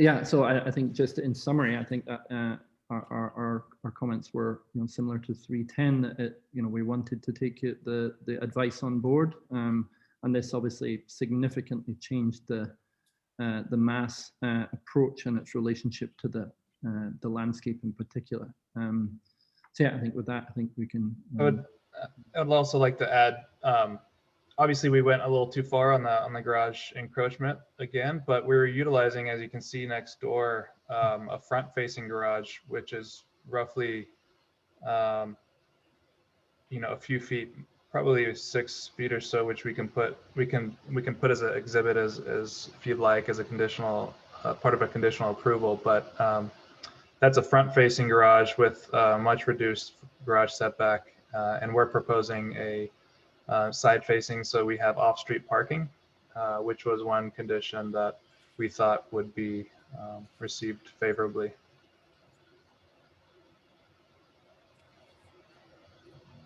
Okay, any other comments from the applicant? Do we have any public comments on this project?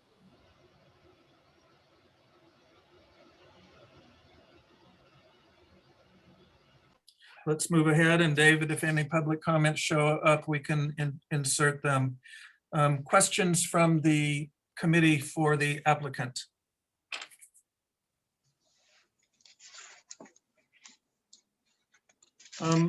I'll start again. This one is even more confusing than the other one. Let's just start, and I'll try to be specific. On sheet A1, the site plan, the swimming pool is shown much smaller on this plan than it's shown on A2, the floor plan. On A1, you just have a note, pool and mechanical equipment enclosure. I have no idea what that is and how much equipment is in there. On your sections, you show what looks like an outdoor kitchen or a barbecue there. So I'm surprised that it would be in the same place as the pool equipment. Then as you go to the floor plan, there's a lot of spaces that aren't identified. So straight off the bat, right off the driveway, there's a rectangular space between the courtyard and the driveway, and it abuts the pool. It's not labeled, but on the roof plan, I can see that there's a roof over it. But on this floor plan, there are no walls or no columns to support that roof. The front door isn't actually shown. And then as you come into the house, in the northwest corner is a room that's identified as CSWK, but it doesn't have any doors or openings to access that room. Then it shows 2 bedrooms on the east side of the house. Neither of the bedrooms has any windows, and neither of the bedrooms has a closet.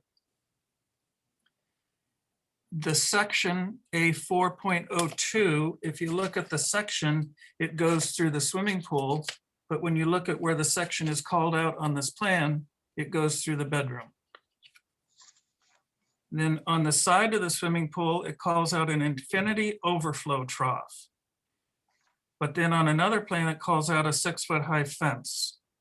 So I don't have any idea what's happening at the side of the pool. And then finally, as you look at the section on 4.02, I don't really understand what's going on there between the 2 lots. It looks like there's a wall that comes up out of the pool, and there's a flat surface, and then there's something sloping on the other lot, but the 2 don't connect.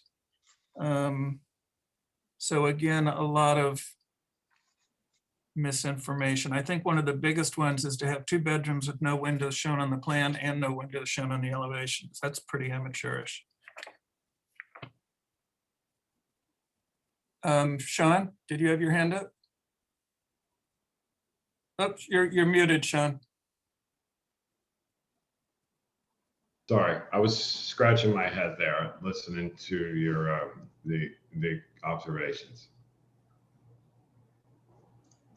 Okay, thank you. Any questions for the applicant from any other committee members? Tom, Oh, Mr. sure, Chair, John Walsh. it sounds as though we are tracking some of these inconsistencies in a helpful fashion. So one that I saw is on A2.01. There's a pocketing door that somehow the elevations of the adjacent floor areas, if you take a look at it and how the steps work, I don't think is workable. Also, they call out there on that same sheet a planter in the courtyard, but on the landscape plan, it doesn't show any planting in the courtyard.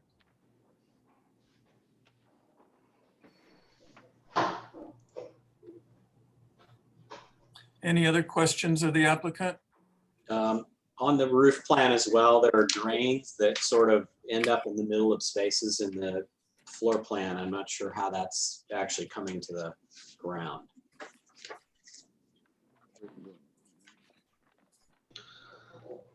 Yeah. Those land over walls that are drained out.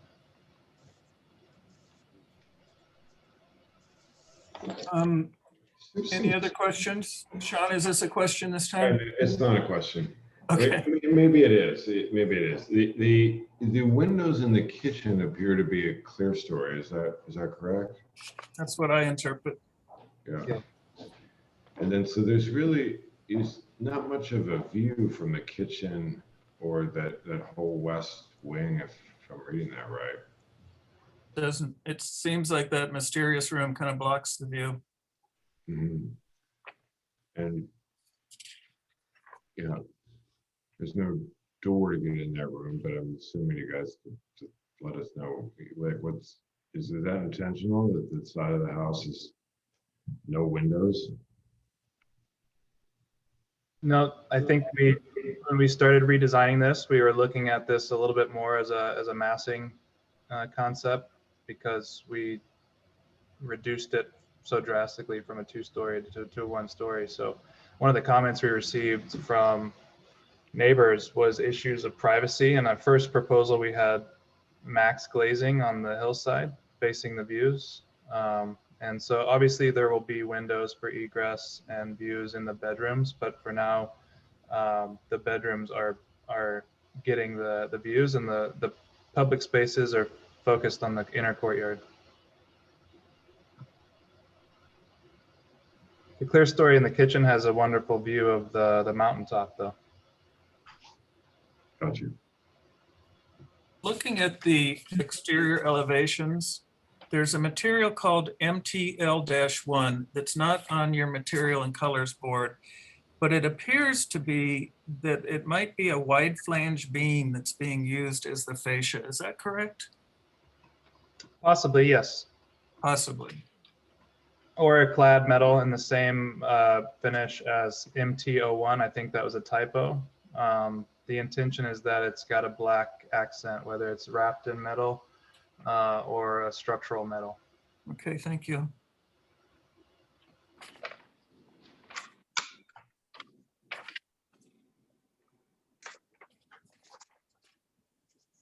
I think I would have the same questions about ductwork and comments. You know, if I look at, and sections, if I look at the section that goes through what you've labeled as the kitchen, it's 23 feet wide. So at 1/4 inch per foot, the slope, the one side of the roof is going to be 5 3/4 inches higher than the other side. I don't see in the thickness of the fascia that you have the ability to accommodate that kind of varied thickness of the roofs. As one of your conditions for approval, we'd be happy to provide those details. Okay. So what is the situation with the pool equipment / mechanical equipment / what looks like a outdoor kitchen on your sections? So we have proposed a mechanical enclosure that's in the same material as the slatted fencing. It would be fully enclosed on all 4 sides with the gate, but still slatted. So it would be noise may be somewhat of an issue there, but it's at least screened visibly. Which drawing shows the correct size of the pool, the site plan or the floor plan? So what we had in the floor plan was showing potentially like a little Baja deck situation. So it's not part of the deep end pool, but more of a shallow pool. But I think the most consistent to refer to would be the site plan.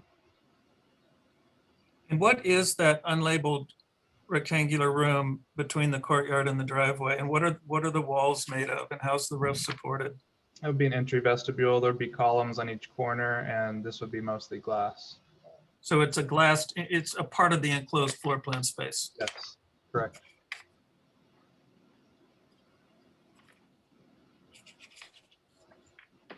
Any other questions from the committee for the applicant? Okay.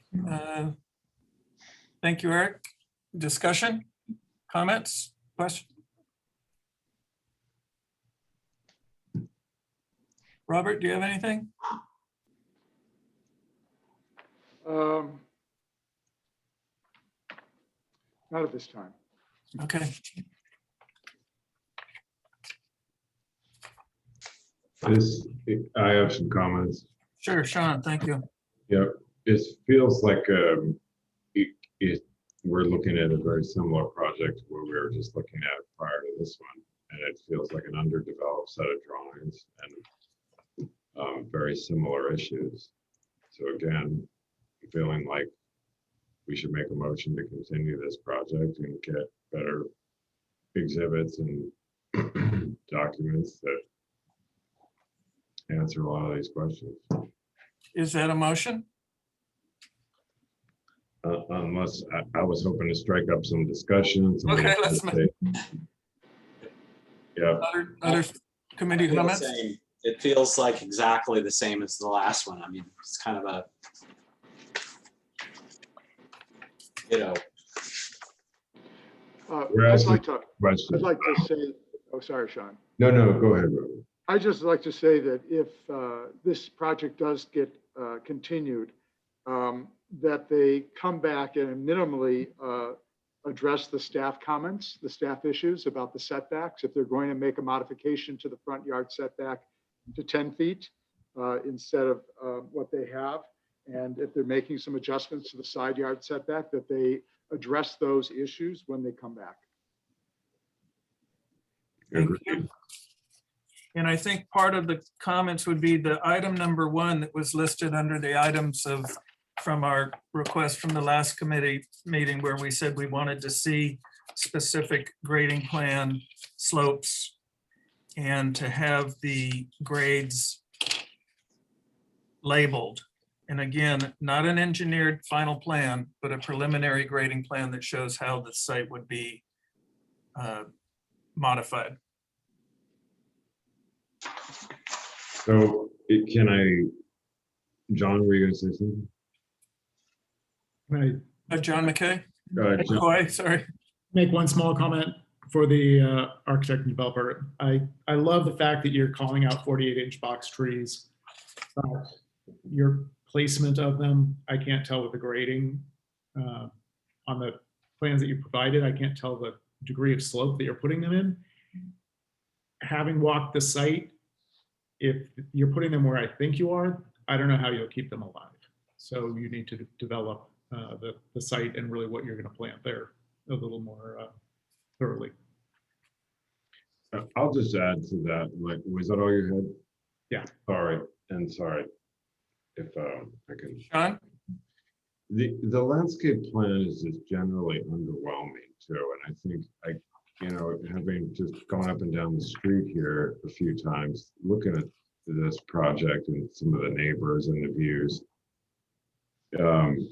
just some of the way the boulders are placed on this site plan, it feels like it wasn't given a ton of love and attention. The landscape plan I'm talking about, and the landscape design, and probably rightfully so. If the grades haven't been considered and the walkways and the hardscape and the experience of the site, then of course, how could you? Because that would be putting the cart before the horse. So I think I'm hoping that some of that, when it does come back, it's gotten the love and attention that it needs. And I think that the project could be beautiful. It's just not. It looks like it's kind of half-baked. And so particularly the landscape plan and the site plans.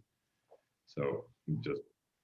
Well, and I think on the landscape plan, when they show the landscaping that's going to occur offsite in the area between the property line and the edge of the pavement, it'll make a total complete change to the feel of the front of the house, because now they actually have a yard that they can landscape.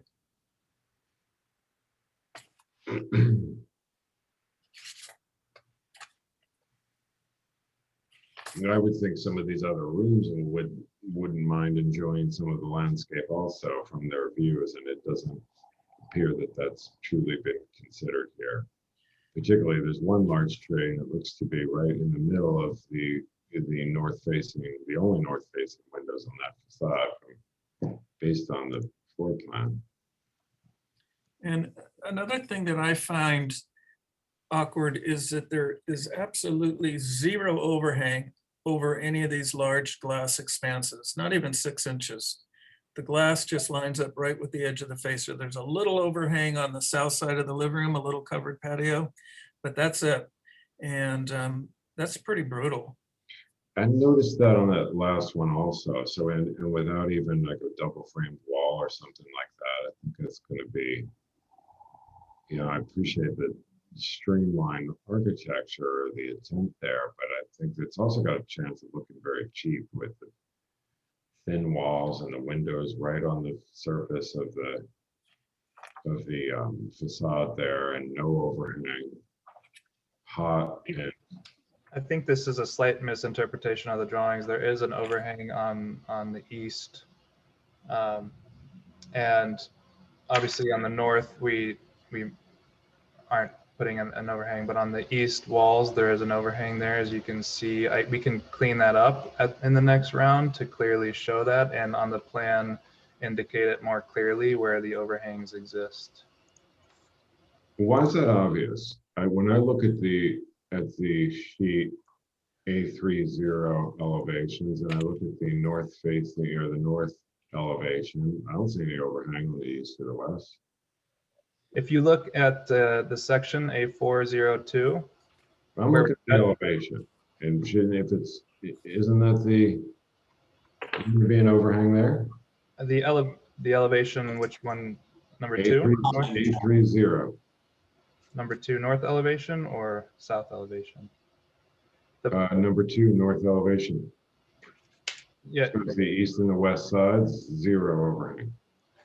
Yeah, I was more referring to the courtyard sections. Oh, okay. The leg that's returning south from the 2 private bedroom wings. But we can indicate that on the plan or on the site plan later, and we can dimension the overhangs, and we can add some more.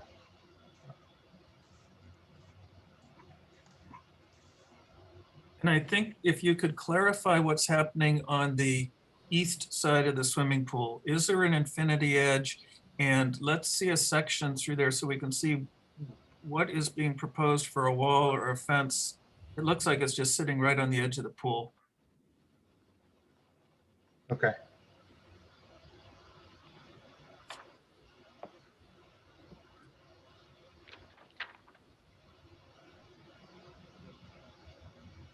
Any other committee comments?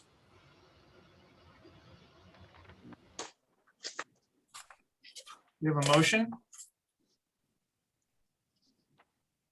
I'll make that motion to continue the project and for further study and address the comments from both planning staff as well as ours. Thank you, Sean. Do we have a second? Second. Second from John Walsh. All in favor? Aye. Aye. Any opposed? Aye. Okay. Thank you. Chairman, may I ask whether the moves that were made in terms of massing were favorably received? And is it more about just provision of additional information to make sure that the drawings are clearly read? Well, can I jump in on that? Sure, Sean. I think what I was suggesting was just like Robert had suggested, was that the first and foremost, we got to get back to those planning staff requests and comments. And so I think that answers your question. It's not just that issue. It's going back to the drawing board on that garage and exhibits and reducing that encroachment. And as far as massing, I think you went in the wrong direction when you took away the lower second floor. That let the house step down the hill and have some attachment to the hill. By eliminating it, you've made it even more of a flat board projecting off the hill and with nothing on the ground below it. You're contradicting yourself, Thomas. That's not what you told us last time. That massing, that 2-story massing on the back was a tremendous issue for you and all the neighbors. That's why it was removed. And I'm perplexed why you're going against your own planning recommendation on this. This should be approved with conditions. These are all minor issues. Something is odd with this committee. how can you say a bedroom with no windows is a minor issue? We're looking at. What the does that aesthetic. make the elevation of the building look like? We don't know where the windows are, what size they are. Anyway, we've made our motion and we're moving on. Okay, there is no new business. Any committee member comments? Mr. Newell, do you have some staff comments? Yes, Mr. Chair and committee members. So at the last planning commission meeting last week, the commission approved the living out final development plan. And they, as a part of their motion, they requested that a subcommittee be formed to evaluate some of the specific details of the project. So per the request of the commission, I would like to see if we could get 2 volunteers to help out with addressing some specific design issues on that project, and the final details relative to some landscape issues that were brought up and some additional items relative to the final design. So I just wanted to see if we could have 2 volunteers. First meeting we expect to have would be next Tuesday. So that would be on the 27th. And is this a meeting with the applicant or is this just among staff? Yeah, it's a meeting with the applicant and 2 planning commissioners. So Okay. hopefully we can have 2 ARC members. We would really appreciate if Member Dozy with his landscape design and architecture background could help out, especially because it is relative to some of those details. I will volunteer. Okay. John Walsh, can we get you to volunteer too? Oh, okay. No, I think having some true architectural experience will help also. Oh, me. You. Okay, is that enough, David? You've got John and Tom? Yeah, thank you. So yeah, we expect, like I said, the first meeting would be on the 27th. So we will note that Member Dozy and Walsh have volunteered. Thank you, gentlemen. Okay, any other comments? We are adjourned at 7:35. Thank you all. Thank you. Thank you.